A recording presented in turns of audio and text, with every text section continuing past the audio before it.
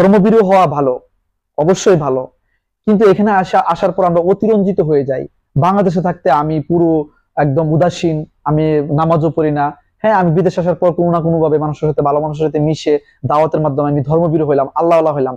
তার মানে তো এই না যে ভাই এইখানে এখন আমাকে এই দেশের আইন ভঙ্গ করে এখানে ধর্ম প্রচার করতে হবে। ব্যাপারটা কি তাই? আপনার পাশের সিটে যে আছে, আপনার রুমে যে আছে, তাকে দাওয়াত দেন, তাকে নামাজ পড়তে বলেন, এটাও তো দাওয়াত। আমি নিজে যদি ভালোভাবে চলি, এটাও অন্যজনের জন্য দাওয়াত, তাই না? এখন সিঙ্গাপুরের মতো দেশের আইনের বহির্ভূত অনেক কিছু করে ফেলি, যেটা এই দেশের অনুমোদিত না।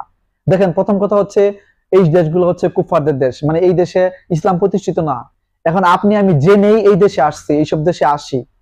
তো আমি এইসব দেশে আসছি, আমি ইনকাম করব, এর মধ্যে আমি আমার ইমান আমল বাঁচানোর চেষ্টা করব। এই সারা বিশ্বের প্রবাসী নিয়ে চিন্তা করতেছেন, আপনি যে দেশে থাকেন ওই দেশের সমস্ত বাংলাদেশি প্রবাসী নিয়ে চিন্তা করতেছেন। কেন ভাই? আল্লাহ কি আমাকে এই দায়িত্ব দিচ্ছে?